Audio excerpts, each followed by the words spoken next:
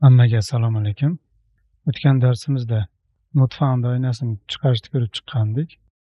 Endi xato bo'lgan vaziyatda shunaqa oynadan foydalanishni ko'rib chiqamiz. Qo'rqinchli yozuvlarni emas, balki odamga tushunarli va chiroyli oynalarni chiqarishni ko'rib chiqamiz. Buning uchun repository papkasidan online shop repository klassini ochib olaman va empasiga remove product async metodiga if shartli operatorini qo'yaman. Agar product id 3 ga teng bo'lsa, xato chiqarishini yozib qo'yaman.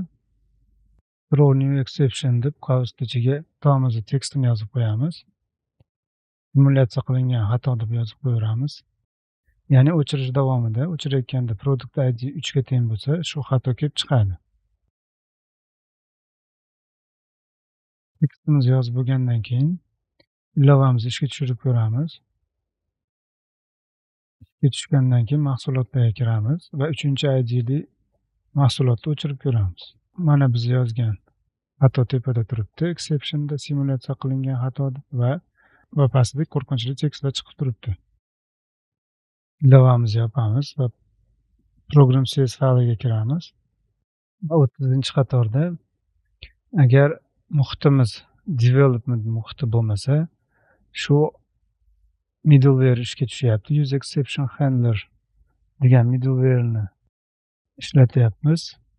Bu ya'ni home errorga xato bo'lganda home errorga yo'naltiradigan middleware. Agar ilovada xatolik yuz bersa, bu middleware xatolik tafsilotlarini ko'rsatmaslik uchun foydalanuvchini shu manzilga yo'naltiradi, home error manziliga. Bu odatda error.cs.html fayli bo'ladi. Bu middleware'ni ishga tushirish uchun shu if shartli belgisini kommentariga olib qo'yaman. 30, 31 va 35-qatorlarda kommentariga olib qo'yaman.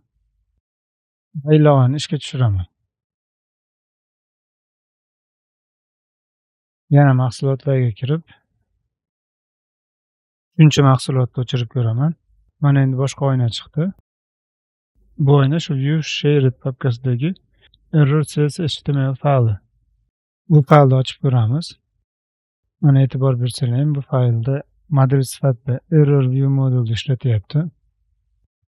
Pastda h1, h2 taglarining ichida xatolik bo'lganligi haqida xabar ko'rsatilyapti. If shartli belgisining ichida request id chiqaryapti. Development muhitida bu xato haqida ko'proq informatsiya olish mumkinligi haqida xabar yozilgan. Bu xabarlarni tekstlarni hammasini o'zgartirsak bo'ladi. Program.cs faylida marshrut home error deb ko'rsatilgan edi. Demak, home controllerdan kelgan bu viewga. Home controllerni ochib, error actioniga debug to'xtash nuqtasini qo'yamiz. Ilovamizni yopmagan bo'lsak, uni ochamiz. Agar yopib qo'ygan bo'lsak, yana qayta ishga tushirib, mahsulotlarga kirib turib, 3-mahsulotni o'chirib ko'ramiz.